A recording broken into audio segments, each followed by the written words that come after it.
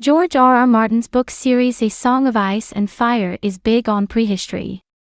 To understand the events of Game of Thrones, you have to understand what happened years before they started, back when Daenerys Targaryen's father was on the Iron Throne and got kicked off by current King Robert Baratheon.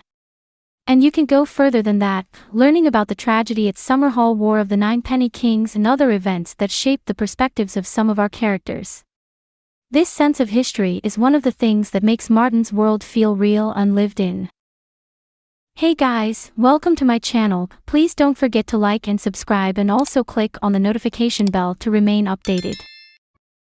The same holds true for HBO's new Game of Thrones prequel series House of the Dragon, which is set centuries before the original show, back when the Targaryens were at the height of their power and dragons filled the skies.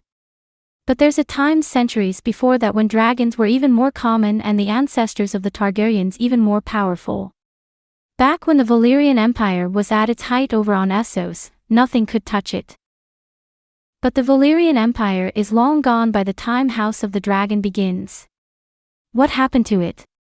In a clip posted to the official Game of Thrones Twitter account, Martin explains what happened, the doom of Valyria.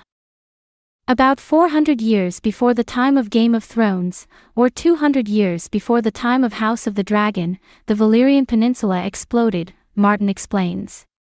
And it was called the Doom of Valyria, and it was over in a day. It was over in a few hours. What used to be lands attached to each other are now some barren, windswept islands. Hundreds of dragons died in an instant along with millions of people. In Martin's mythos, no one knows exactly what caused the Doom of Valyria. It was an environmental disaster involving a chain of volcanoes known as the 14 Flames all going off at once. It left the once mighty Valyrian Empire in ruins, as Tyrion and Yora found out when they sailed through the place in the 5th season of Game of Thrones. On House of the Dragon, King Viserys Targaryen keeps the memory of old Valyria alive by building a huge-scale model of the capital city in his bedroom. Martin also alludes to how the Targaryen family escaped this catastrophe. A woman named Daenerys Targaryen, known to history as Daenerys the Dreamer, had a premonition that something horrible was going to happen to Valyria. So she and her family hopped on their dragons and moved to the island of Dragonstone, on the west coast of Westeros.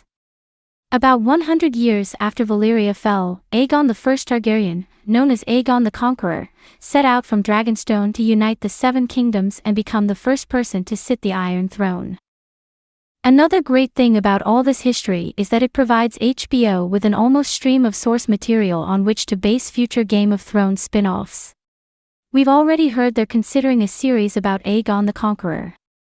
Might we one day get a show about old Valyria as well? Anything is possible. In an extended version of that video on YouTube, Martin talks about the Stepstones, the series of islands that Daemon Targaryen and Corlys Velaryon fought to control early in House of the Dragon Season 1, and the Disputed Lands, a patch of land on Essos endlessly fought over by 3 of the free cities, until they got together and decided to take over the Stepstones, that is. Thanks for watching. Please don't forget to like this video and drop comments. And most importantly, don't forget to subscribe and hit the notification bell so you don't miss anything.